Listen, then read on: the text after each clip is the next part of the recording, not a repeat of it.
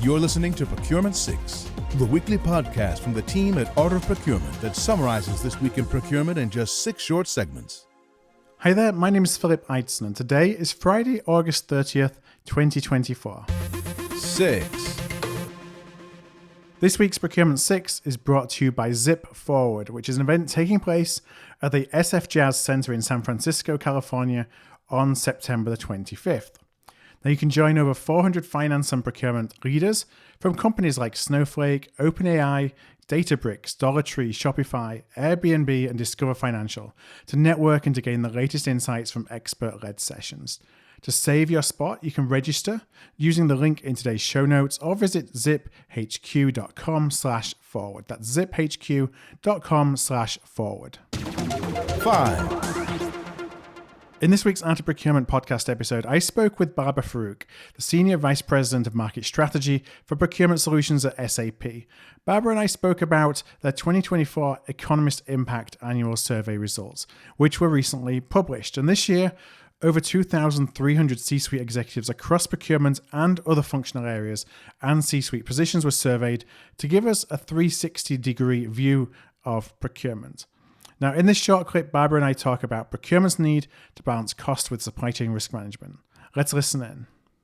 If cost is the only concern, then you've got to choose, kind of pick your poison, so to speak. Are you going to just go all in on cost management, or are you going to be not necessarily all about cost? Well, cost you got to take into account the investments you might need to make in more robust supply chains or getting supply chain visibility where you may not have visibility into your supply chain. Because I know that's always certainly today is a big concern and a big priority of procurement leaders. Yeah, 100%, right? And I think that this is the type of data that should encourage that debate, right? And I think, what it's reflective of is that, everyone is thinking cost management top of mind, not a surprise, right?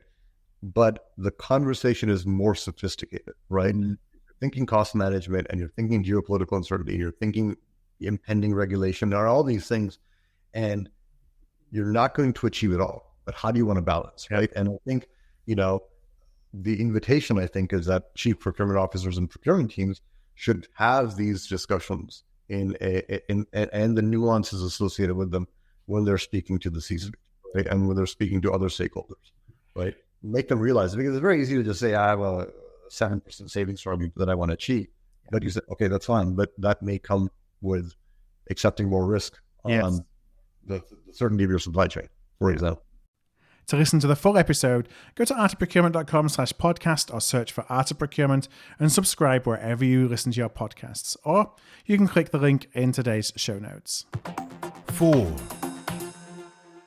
Earlier this week, we added a new white paper to the AOP Resource Center that we wrote in collaboration with the team at Focal Point. The paper is titled Finding Flow: How Workflow-Driven Collaboration Harmonizes Business Outcomes, and it sets out to differentiate workflow-based collaboration from simple process management, with a particular focus on driving business outcomes. Now, within the paper, we set out a 5-step process to getting started with building workflow-driven collaboration opportunities. So first, identify and start with one process to begin with.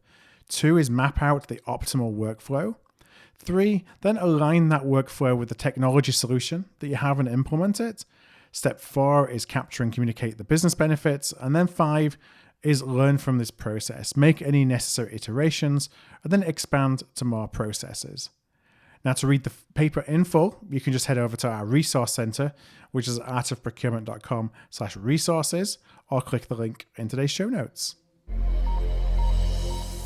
This is Procurement 6 from Art of Procurement. To get notified every time an episode is published, go to artofprocurement.com/subscribe. 3. AOP Introducing is our regular series where we showcase procurement services and software companies. It's the only content that we create where a provider is able to talk specifically about their own product or service. We created AOP Introducing to help practitioners learn more about the services and software companies out there in the procurement ecosystem. Now, in this week's AOP Introducing, Helen McKenzie speaks with Dario Kulic, the Senior Partner and Managing Director of Sapience S2P. Sapiens S2P is a business consulting company helping organizations with a full range of digital transformation solutions that include customized roadmaps, software implementation, and support for AI integration. They also provide change management support and support with user, employee, and leadership training.